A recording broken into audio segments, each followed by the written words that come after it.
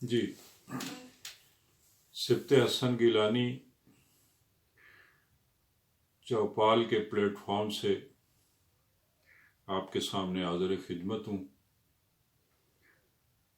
آج ہم میڈیا کے حوالے سے کچھ بات کریں گے، لیکن اس سے پہلے ایک سوال ہے، یہ کامن سینس کا سوال ہے کہ کسی بھی ملک کی سب سے بڑی قوت کیا ہوتی ہے؟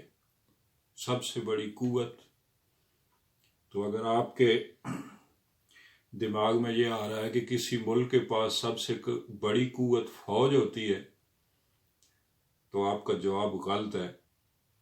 سب سے بڑی قوت فوج نہیں، سب سے بڑی قوت عوام ہوتی ہے۔ اور استحصالی قوتیں،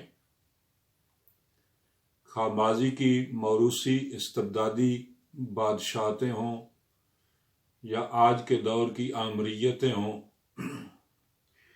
استحصالی قوتیں ہمیشہ سے اس بات سے خوفزدہ رہتی ہیں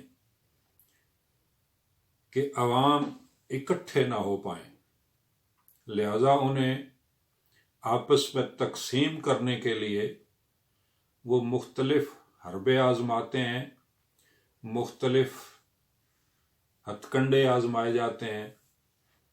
اس کے لیے سب سے جو کامیاب ترین حربہ ہے، سب سے کامیاب ترین ہتھ کنڈا ہے جو صدیوں سے آزمایا جا رہا ہے، اور آج بھی ترقی پذیر ممالک میں جہاں جہاں جمہوریتیں اپنے پاؤں نہیں جما سکیں، وہاں آج بھی وہ معاف کرنا جی، اسی کامیابی سے استعمال کیا جا رہا ہے، وہ ہے مذہب، کہ عوام کو مذہب کے نام پر تقسیم کیا جائے، فرقوں کے اندر فرقے پیدا کیے جائیں، اور ایک خاص طرح کے مذہبی طبقے کو استحصالی قوتیں انہیں سپورٹ کرتی ہیں، ان کی پشت پناہی کرتی ہیں، تاکہ وہ عوام میں جا کر مذہبی فرقہ واریت کو، فرقہ پرستی کو ہوا دے کر عوام کو آپس میں تقسیم کریں، تاکہ عوام کو طبقاتی شعور نہ آنے پائے، عوام کو اس بات کی خبر نہ ہو، انہیں اس بات کا شعور حاصل نہ ہو سکے کہ بنیادی طور پر ہمارے دو طبقے ہیں۔ ایک طبقہ وہ ہے جو غریب ہے، جس کے پاس بنیادی انسانی حقوق نہیں ہیں، جو دن بدن غربت، تنگ دستی، لاچاری کی چکی میں پس رہا ہے۔ ایک وہ طبقہ ہے، اور وہ اکثریت میں ہے، بہت بڑی اکثریت۔ اور ایک وہ طبقہ ہے کہ جس نے وسائل پر قبضہ کر رکھا ہے، اور تمام تر جتنے بھی کسی ریاست کے پاس ریسورسز ہوتے ہیں، پیداواری یونٹس ہوتے ہیں، ان پر اس طبقے کا قبضہ ہوتا ہے۔ اور بنیادی یہ طبقاتی کشمکش ہے جس کو سمجھنے کی ضرورت ہے کہ ایک وہ طبقہ جو محروم طبقہ ہے، اس طبقے کو اس بات کا شعور نہیں آنے دینا کہ وہ کون سا طبقہ ہے کہ جو ہم پر حکومت کر رہا ہے، ہماری مرضی کے خلاف ہم پر حکمران ہے، اور ہمارے وسائل پر قابض ہے۔ چنانچہ انہیں تقسیم کرنے کے لیے مختلف قسم کے حربے طریقے آزمائے جاتے ہیں، مذہبی طبقات کو سرپرستی کی جاتی ہے، مذہبی طبقات میں سے ان مذہبی رہنماؤں کی کہ جو عوام میں جا کر فرقہ واریت کو ہوا دیں اور فرقوں کے اندر فرقے پیدا کریں اور عوام کو آپس میں الجھا کے رکھیں۔ اس سے بھی زیادہ عام جدید دور میں میڈیا ہے، جو براہ راست عوام سے مخاطب ہوتا ہے، جو براہ راست عوام کے چار دیواری کے اندر، ان کے گھروں میں، ان کے کمروں تک جس کی رسائی ہے۔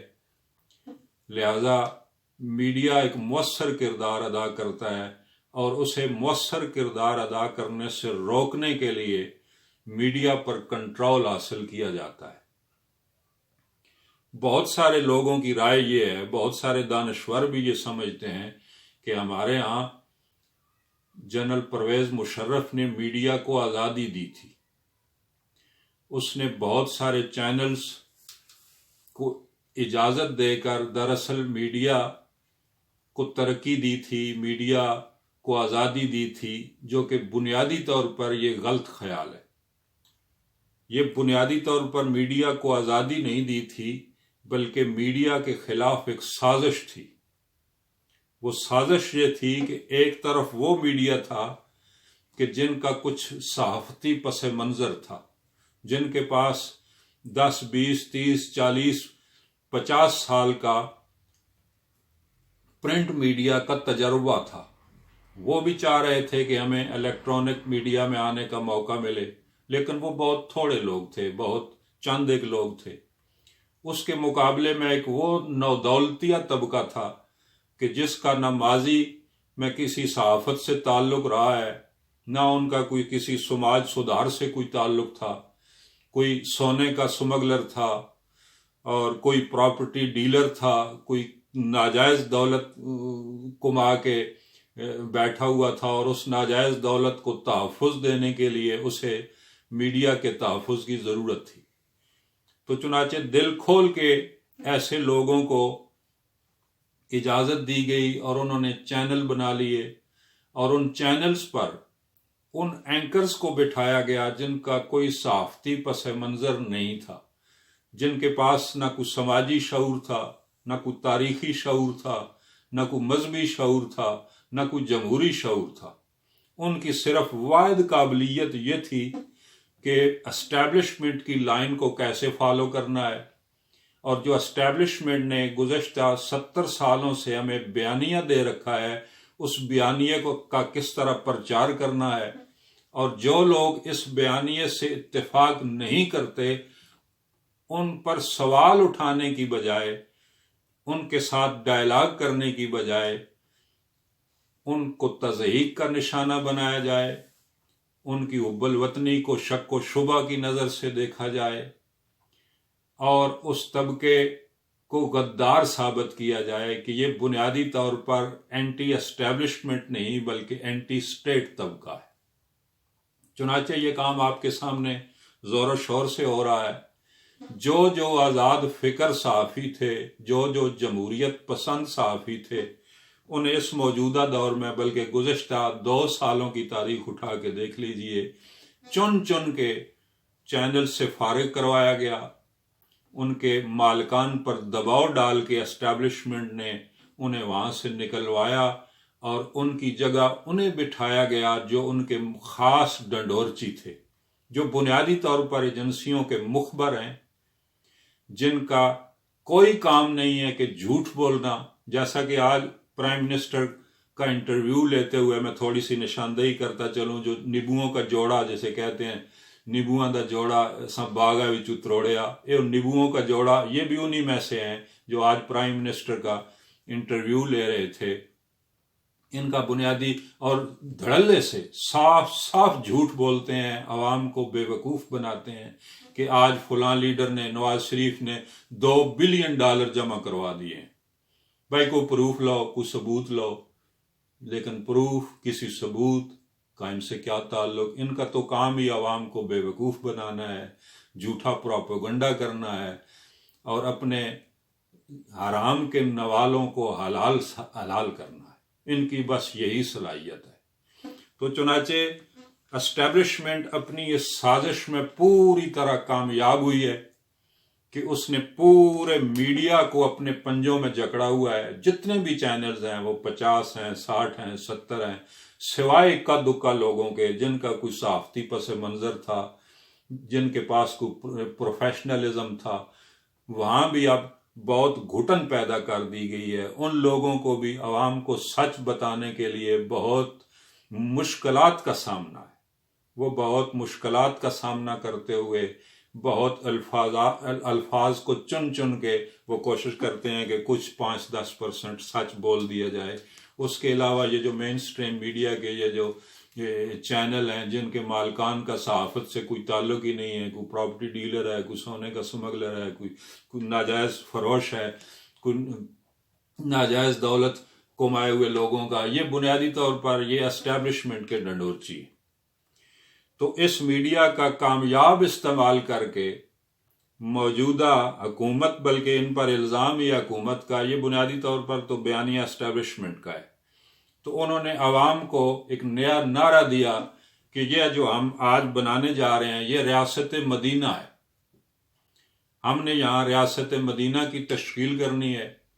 اور یہ بنیادی طور پر وہی نعرہ تھا جو ذوالفقار علی بھٹو صاحب کے دور میں، جو میری عمر کے لوگ ہیں انہیں اچھی طرح یاد ہوگا، کہ جو نظام مصطفیٰ کا نعرہ تھا، اس وقت بھی عوام کو مذہب کے نام پہ بے وقوف بنایا جا رہا تھا، اور آج بھی عوام کو مذہب کے نام پر ہی بے وقوف بنایا جا رہا ہے کہ ہم یہاں، یہ کون سی ریاست مدینہ ہے کہ جہاں 80% عوام بھوک سے مر رہے ہیں، دن بدن وہ غربت کی چکی میں پس رہے ہیں، دن بدن وہ پاورٹی لائنز کے نیچے آ رہے ہیں، یہ کون سی ریاست مدینہ ہے؟ اور جو عوام جس مہنگائی کا شکار ہیں، وہ کیوں ہوتی ہے مہنگائی؟ مہنگائی اس لیے ہوتی ہے کہ جتنے بھی بڑے ذخیرہ اندوز ہیں، جتنے بھی سرمایہ دار ہیں، وہ براہ راست اسٹیبلشمنٹ کے کنٹرول میں ہوتے ہیں، وہ بظاہر سیاستدان بنا کے سیاسی جماعتوں میں بٹھائے ہوئے ہوتے ہیں، لیکن ان کا تعلق کسی سیاسی جماعت سے نہیں ہوتا، کسی جمہوریت سے نہیں ہوتا، بنیادی طور پر وہ اسٹیبلشمنٹ کے آدمی ہوتے ہیں۔ ابھی حال ہی میں جو چینی مہنگی ہوئی ہے، 50-55 سے لے کے 100 سے 110 روپے کلو تک پہنچ گئی ہے، تو یہ کیسے ہوا؟ یہ جو چینی مافیا ہے، یہ جو سب سے بڑا، یعنی اس سے ریاست مدینہ شرم نہیں آتی انہیں بات کرتے ہوئے کہ یعنی جو، اور عمران صاحب فرماتے ہیں کہ اس کی واحد وجہ ذخیرہ اندوزی ہے۔ مجھے پوری دنیا میں کسی ماضی کی بھی تاریخ کھنگال کے کوئی ایک ثبوت لا دے کہ ریاست کا سب سے بڑا ذخیرہ اندوز اس ریاست میں وزیر خوراک ہو۔ یہ ہمارے ہاں ہوا ہے۔ خسرو بختیار سب سے بڑا ذخیرہ اندوز، چینی پیدا کرنے والا مافیا، اس ملک کا کیا وزیر خوراک نہیں رہا ہے؟ آج بھی وہ کیبنٹ میں موجود ہے۔ اور جہانگیر ترین جو 20% چینی پروڈیوس کرتا ہے اور سب سے بڑا چینی مافیا ہے، کیا وہ تحریک انصاف کا آدمی ہے؟ نہیں جناب، وہ اسٹیبلشمنٹ کا آدمی ہے۔ اگر آج حکومت انہیں پکڑنا چاہے بھی تو نہیں پکڑ سکتی۔ اور ماضی میں بھی جب ڈکٹیٹر مشرف کی حکومت تھی، آپ جنرل شاہد عزیز کی کتاب اٹھا کر دیکھ لیجئے، وہ شاہد عزیز کہتا ہے میں چینی مافیا کو پکڑنا چاہتا تھا لیکن مشرف نے مجھے روک دیا تھا کہ ان پر ہاتھ نہیں ڈالنا۔ تو مہنگائی، اب آپ کو معلوم ہوا کہ اس کی جڑیں کہاں پر ہیں۔ یہ چینی مافیا کا جرم یہ ہے کہ یہ کہتے ہیں کہ ہمارے پاس وافر مقدار میں چینی ہے، حکومت انہیں باہر بھیجنے کی اجازت دے دیتی ہے، اور وہ باہر نہیں بھیجی جاتی، کاغذوں میں، صرف اونلی پیپر ورک، کاغذوں میں وہ باہر بھیج دی جاتی ہے، اور پھر اربوں کے حساب سے 40 50 60 70 ارب کے قریب تو آج سننے میں آ رہا ہے کہ انہوں نے حکومت سے سبسڈی حاصل کی ہے۔ تو اربوں روپے سبسڈی حاصل کر لی جاتی ہے، چینی وہیں پڑی رہتی ہے، اور پھر بعد میں کہتے ہیں کہ چینی کی شارٹیج ہو گئی ہے، چینی کم ہو گئی ہے، مارکیٹ میں موجود ہی نہیں ہے۔ بھئی جب مارکیٹ میں موجود نہیں تھی تو آپ وہ بیچ کیا رہے تھے؟ باہر کیا بیچ رہے تھے؟ کل آپ کا موقف کیا تھا؟ اور پھر وہی چینی شارٹیج کر کے اسے بازار میں بیچا جاتا ہے، اور 1 روپے کے 2 روپے وصول کیے جاتے ہیں۔ 55 روپے کلو والی چینی 105 اور 110 روپے کی بک رہی ہے۔ اب سمجھ آیا آپ کو کہ یہ مہنگائی کون کروا رہا ہے؟ یہ جو مہنگائی کا اصل سبب جو ذخیرہ اندوز ہیں، یہ کس کی پناہ میں ہے؟ یہ کن لوگوں کے آدمی ہیں؟ یہ ہے آپ کی مہنگائی کا بنیادی سبب۔ اور گفتگو کے آخر میں یہ رویے ہیں، مسلسل اس اسٹیبلشمنٹ نے ہمیشہ سیاستدانوں کو بدنام کیا۔ میں نہیں کہتا کہ وہ دودھ کے دھلے ہوئے ہیں، ان میں ہزار خرابیاں ہوں گی، لیکن اس میڈیا کو استعمال کرتے ہوئے عوام کے ذہنوں میں وہ غلط خیالات بھر دیے، وہ غلط جھوٹا پروپیگنڈا کوٹ کوٹ کے بھر دیا کہ اس تمام تر خرابیوں کے سبب جو ہے وہ یہ سیاست ہے اور سیاستدان ہے اور جمہوریت ہے۔ کل تک ہم سے جھوٹ بولا جاتا رہا کہ 1000 ارب روپے کی غالباً روزانہ کی بنیاد پر کرپشن ہو رہی ہے۔ وہ کرپشن تو روک لیا آپ نے، چوروں کو تو آپ نے پکڑ لیا، تو جناب وہ 1000 ارب روپیہ جو کرپشن کے آپ بچا رہے ہیں تو وہ کہاں ہیں جناب؟ وہی عوام پر لگا دیجئے۔ جنہیں آپ چور کہہ رہے ہیں ان کے دور حکومت میں تو دکان چل رہی تھی، اچھی خاصی نہ صحیح لیکن چل رہی تھی، 6% تک جو ہماری معیشت کی گروتھ تھی وہ 6% تک جا پہنچی تھی۔ اگلے 5 سال میں معاشی ماہرین کہہ رہے تھے کہ یہ 7، 8 اور 10% تک بھی جا پہنچتی ہے۔ آج وہ مائنس کیوں ہو گئی ہے جناب؟ کبھی اس کا سبب جاننے کی کوشش بھی کیجیے گا۔ آخر میں ایک بات کہنا چاہتا ہوں، ہماری اسٹیبلشمنٹ سے کوئی لڑائی نہیں ہے جی، ہم اینٹی اسٹیبلشمنٹ نہیں ہیں، ہم اسٹیبلشمنٹ کی ان پالیسیوں کے خلاف ہیں کہ جو ہم سمجھتے ہیں کہ وہ آئین اور قانون کے خلاف ہیں۔ ہماری اسٹیبلشمنٹ سے صرف اتنی استدعا ہے کہ وہ عوام کے نرخرے سے اپنی بندوق ہٹا لیں اور عوام کے ووٹ پر سے اپنا بوٹ پیچھے ہٹا لیں۔ خدا حافظ۔